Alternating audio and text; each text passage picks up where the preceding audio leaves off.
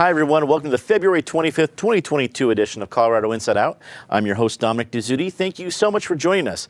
Before we get rolling, just wanted to let you know, as you know, Colorado Inside Out likes to specialize in local topics, whatever's going on here in Colorado. So we're not going to jump into what clearly is the international headline of the day and what's going on in Ukraine. However, please know that because of your support, PBS 12 is able to provide a lot of great coverage straight from DW, that's Deutsche Welle News, straight from Germany.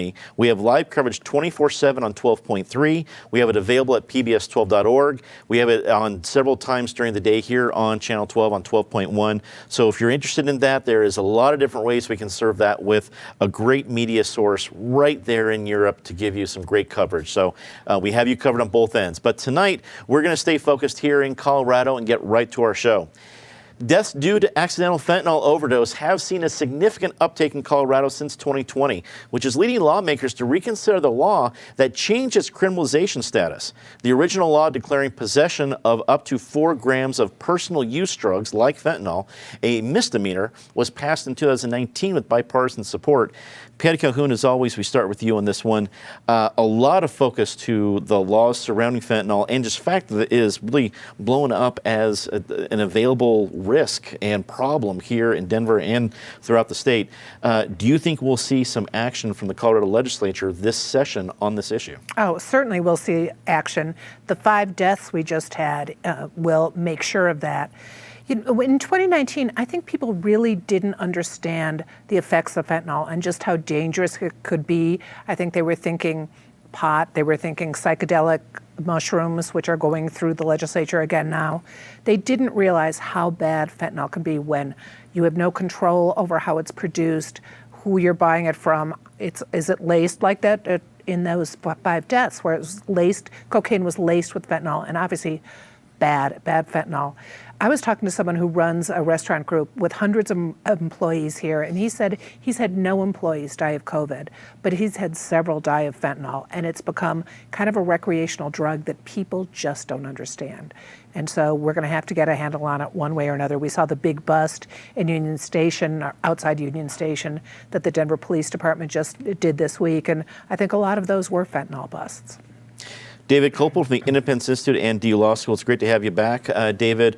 There's a lot of different details with this law, but I think a big one that's a little bit more general that you can help us break down is differences between a felony and a misdemeanor. Is that a big deal for a law to separate that, where it's a whole different path, or are they closer than we might think?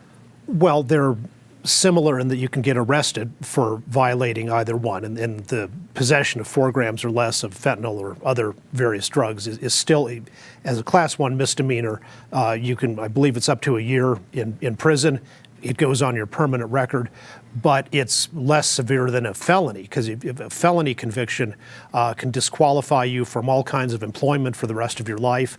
It's a lifetime prohibitor for possession of a firearm, many other things. So the consequences are more severe. But of course, that's why the legislature made that change in 2019, is they said, we don't want to, somebody does this once, we don't want to give them the scarlet letter on their head that'll ruin the rest of their life and, in their view, reduce the chance of rehabilitation. The challenge here is fentanyl is 100 times more potent than by weight, than heroin. So it's relatively easier for somebody who is retail dealing to carry that quantity without going over the 4 gram limit. I think the legislature was more interested in reducing the penalties for people who have personal use quantities, or maybe small quantities they share among their friends, but they're not engaged in the business. Also join us, Scott Martinez. Great to have you back, Scott. A managing partner with Martinez and Partners, also former city attorney. And with that experience, Scott, I wanted to narrow down. We're talking about a state law here, but it's the cities that are on the front lines that are dealing with the ramifications of this. And do you think we'll hear more perspective from cities on how maybe this law should be changed, amended, or where it goes from here? Well, certainly there's unintended consequences of any law, and I think we'll hear from police chiefs, managers of safety, as new legislation comes forward, and they'll provide some anecdotes, some data that will let us know how that law change in 2019 has really affected law enforcement on the streets, and help us understand how fentanyl might be different than other drugs as it is manufactured and distributed. My hope is that as they provide these stories, that they will focus on the actions of the worst, these distributors, these people who are in a business of selling drugs, and we might see some new laws out there like distribution resulting in death or distribution resulting in bodily harm that can help us get those guys off the street, and at the same time differentiate that from the people who happen to have addiction issues and provide those wraparound services, because we are not going to jail or arrest our way out of the problem of addiction. We needed to deal with that in addition to our problem with distributors. Also joining us, Bree Davies, podcast host with CityCast Denver. Folks, if you're looking for a great source for a great city story, CityCast Denver is a great source. You've done a great job there, Bree. There are a lot of people behind these stories. It's not just the state law we're talking about. It's not just cleanups for cities. There are people both on the user side of things, and that has ramifications on things like people who are homeless. And then you also have the user, the dealer side of things, which I think people in general would want to deal with and clean up. Where do we go from here? What do you think governments are going to do to try to address this growing problem? This is such a struggle for me. I reached out to my friend Lisa Ravel at Harm Reduction Action Center after this news broke. She's on the ground working with folks who inject drugs every single day. And she always says if shame, stigma, and incarceration worked, we would have wrapped this up years ago. I'm 41 years old. The war on drugs has been going on my entire life and beyond.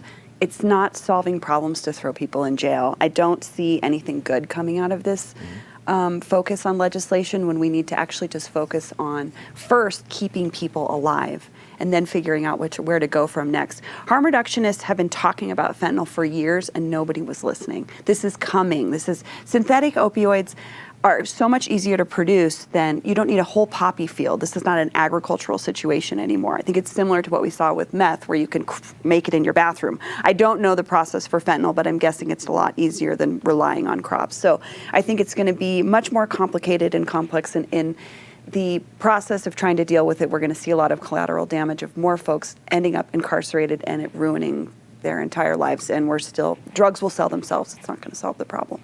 Good point.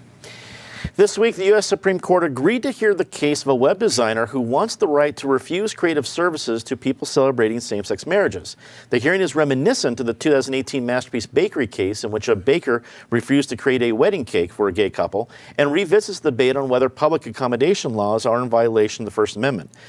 David, we are lucky to have someone who's actually argued a case in front of the U.S. Supreme Court. What are the key differences here? I know there's similarities, but there's key differences. What do we need to know as we look at this case? Well, the Masterpiece Cake Shop case never got to the actual legal merits. Instead, the opinion from the majority of the court by Justice Kennedy said that the actions of the Civil Rights Commission were unconstitutional because two of the commissioners had expressed very overt, bigoted, malicious bias against the cake shop owner's religion. And he said you can't have government decision-making on that basis. But that's as far as it went. This new case, 303 Creative LLC versus Elenis, has religion in the background, but that's not what the court wants to talk about this time around. When the court granted certiorari, they framed it as a pure freedom of speech issue. It's a First Amendment free speech issue, not a First Amendment exercise of religion issue. The question is, the court said, petition granted limited to the following question: whether applying a public accommodation law to compel an artist to speak or stay silent violates the free speech clause of the First Amendment. So Attorney General Weiser is representing the defendants, the Civil Rights Commission, the head of the Civil Rights Division, and obviously their answer to that question by the court is no. And The other side of the case is, or the answer to the question is yes, the government can compel people like that. The other side of the case is Lori Smith. She has a graphic design firm, wants to start doing weddings, but doesn't want to do gay weddings, and Colorado law forbids her that choice. It's a big case. There were 14 amicus briefs just on the cert petition alone. In this case, including one by the Cato Institute, where I'm an adjunct scholar. I wasn't involved in this, but they point to precedents saying, like, the government can't make you convey a message on your license plate, the government can't force a newspaper to print rebuttal articles, the government can't force a parade organizer to allow a group in the parade that the organizer disagrees with. Mm-hmm. Scott, it seems that, well, this case is centered on something that might be familiar and little, tangentially related to the Masterpiece case. You also have something that would affect a lot of other areas. This is beyond, when you talk about First Amendment, there's going to be a lot of different ramifications. Do you think this is going to be making a lot of big headlines? And again, somehow Colorado finds itself here in another big case that's going to the Supreme Court. Great question. It's no accident that it's here in Colorado. Because we have to ask who's doing this and what do they want. The who is professional plaintiffs. These are folks who are pretending to be a design firm that goes out and provides services to couples who want to have their same-sex marriage documented on a website. There is no such website as it is today. They are not providing any wedding services to anyone. These guys were shopping for a place to do a lawsuit. Colorado was a great place to do it, and they went forward. So it's no accident. The what, as David was talking about, the Public Accommodations Clause, which says that you can't deny business services based upon who a person is if they are in a protected class. And then you can't go and advertise that we deny services based and will make money off of that denial, is something that we've found to be illegal. And for me, I take great solace in the fact that behavior is not allowed. As an ethnic minority, I don't want to have to worry about walking up to a gas station and them saying, you know what, we don't like the way you look. We're not going to sell you a gallon of gas. You're not going to get your bag of groceries. We've said in Colorado you can't deny business services based upon who you are, and that's the way it should be. Bree, it feels like the First Amendment is one of the most important rights Americans have, but also rife with these kinds of conversations that have been since the amendment was created. So where do you think we go from here, not only just for the legal part of the case, but I think probably also the conversations here in Colorado? It's tough, but I mean, Scott makes the best point to me is like this would just open the door for possible discrimination of other groups, or to, sort of push back on what we've been working towards for so long. I mean, and I also think that's so interesting that this is about a sort of fictitious website creator. It's like, I guess Colorado's the fertile ground for that. I don't know, to be honest with you. That's the toughest part, is that freedom of speech component. But further marginalizing people that are already marginalized is never okay in my book. Patty, you've had a little bit of experience with the First Amendment, being the editor of a newspaper for a few years. Your take on the potential ramifications of what we're seeing here? Well, it's so interesting because it is such a cynical ploy, which is the thing that is the worst part of it. But Bree and I were talking about this yesterday because it's kind of let the buyer beware in some ways. If a person has a website and they're offering a service and they're like, we really kind of don't want to help you out this, if you are gay, if you are female, if you are anything. And you think, if you're a consumer, you'd kind of like to know who you're giving your money to. Right. So that's one of the dilemmas, because you don't want any kind of discrimination, except maybe if you're the purchaser, you would like to find someone a little more simpatico. Going back to a restaurant, there's a restaurateur here who's put a lot of very personal opinions on Facebook that I think most of his customers wouldn't like if they knew about it. If he had it on the homepage of that restaurant, would people still be going there? It gets into so many interesting issues, but bottom line, you don't want discrimination in services. On Tuesday, the Denver City Council unanimously passed a bill to modernize the Denver Board of Adjustment for Zoning. This will be the 5-person board's first overhaul since 1956.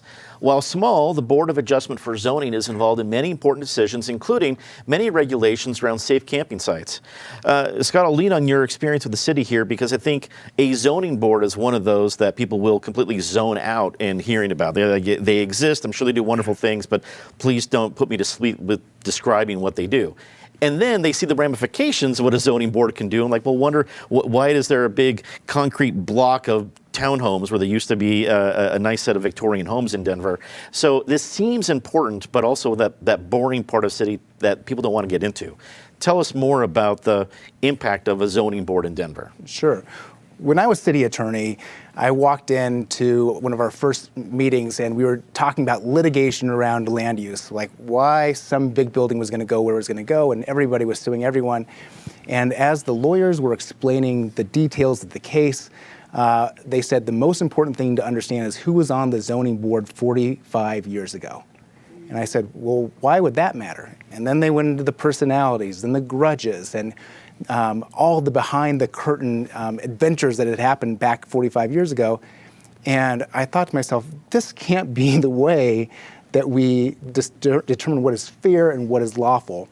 We need predictability when we apply laws to our land that's going to be there forever.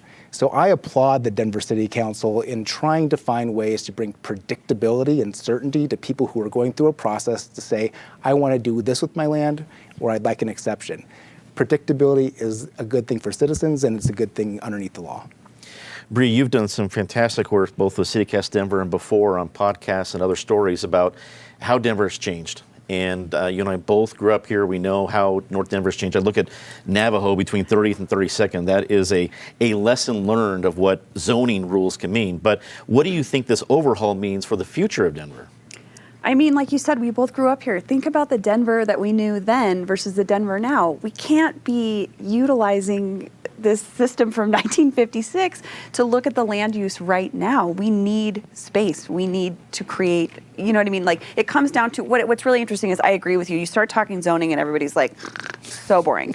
But it really impacts everything that happens in your neighborhood, in everyone's neighborhood. So I'm thinking about this case where I talked to a family, the North Star newspaper in North Denver had covered this family trying to build an accessory dwelling unit, a mother-in-law apartment for their mother who was sick. They have been going through this for a year with the zoning board to add something to the property that they already own.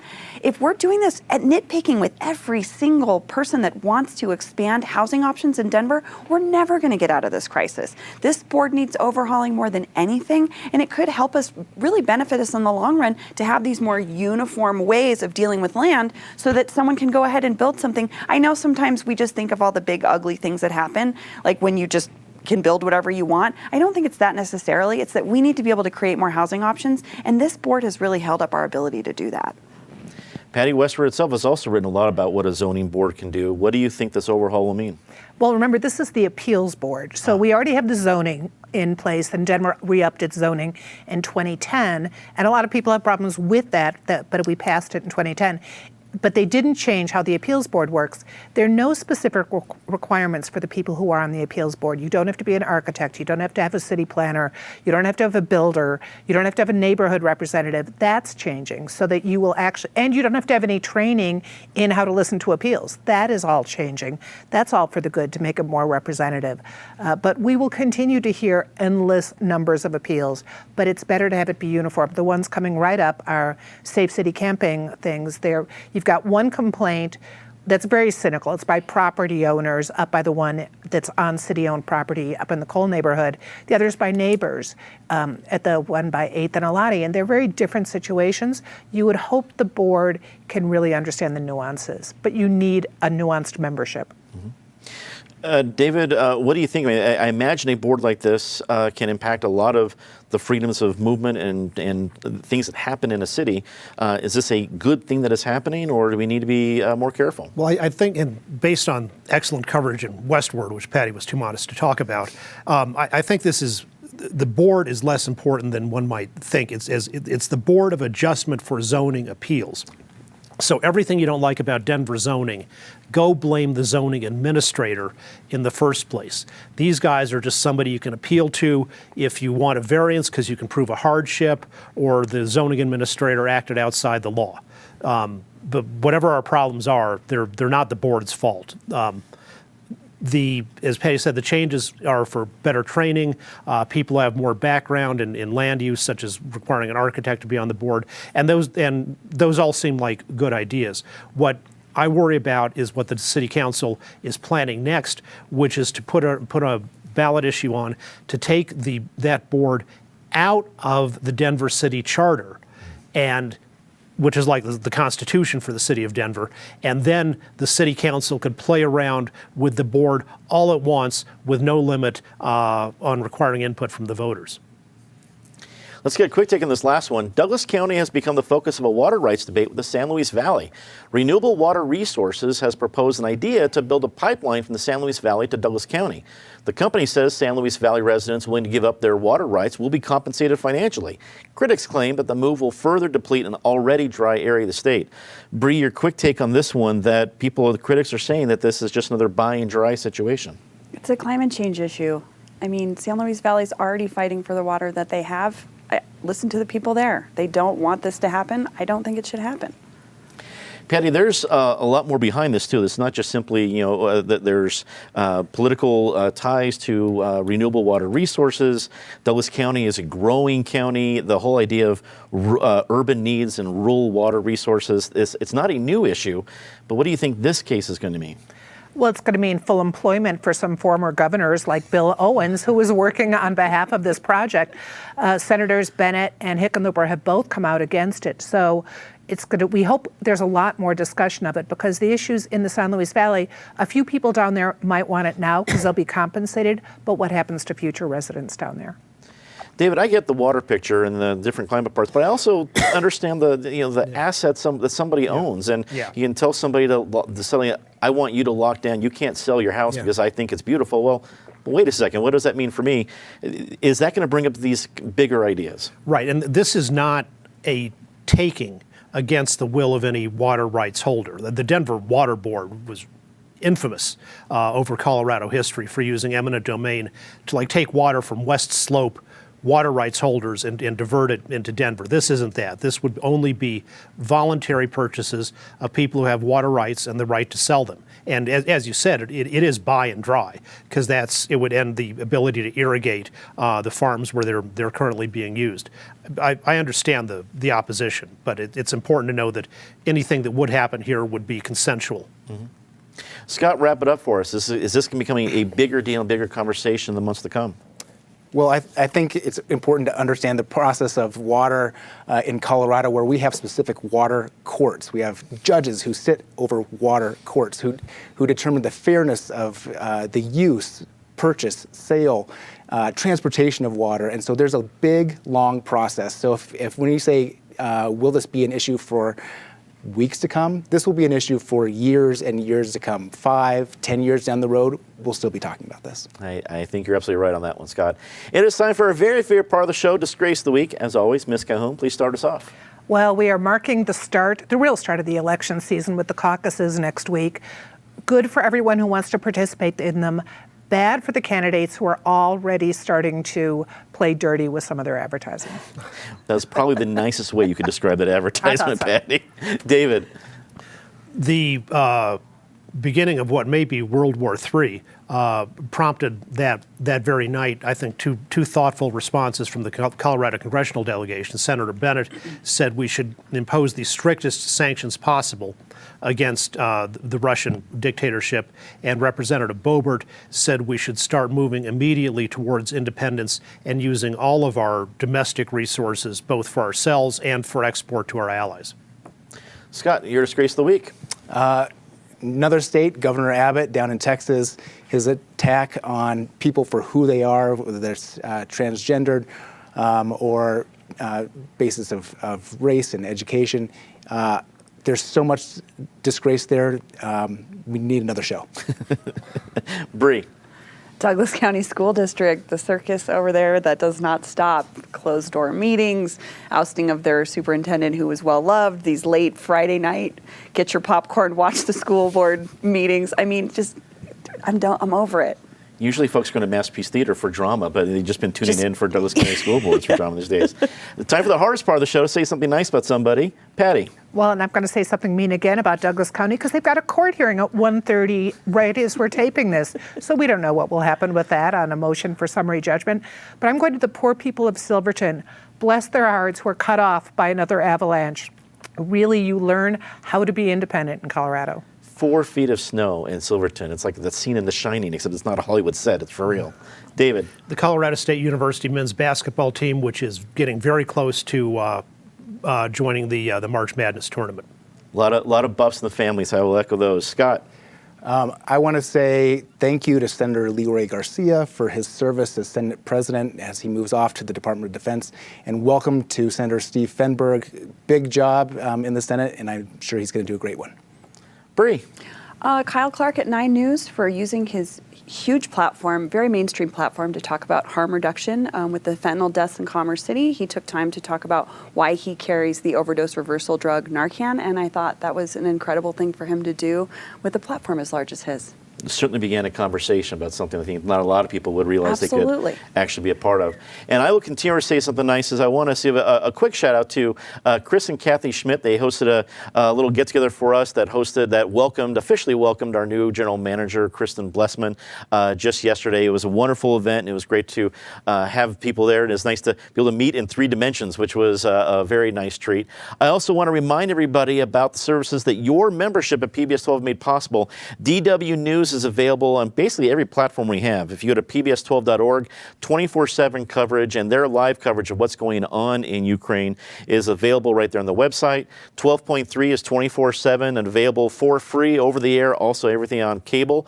And of course, you can watch DW News every weekday here at 4:30, 10 o'clock. Just a lot of different ways that we are happy to bring global views to you. And all of these services have been made possible through your membership. So when you figure out whether it's pledging, whether it's Susie Orman or some of our great music shows, or you're buying a ticket to one of our Red Rocks concerts, or anything in between, what do you make possible? Not only, I will humbly say, local programs here like Colorado Inside Out, but you're also making these kind of great services possible. And if you want to keep up with what's going on in Asia, because frankly, it's not as if that news is going away, NHK World Japan is available 24/7, both on our website and on 12.4.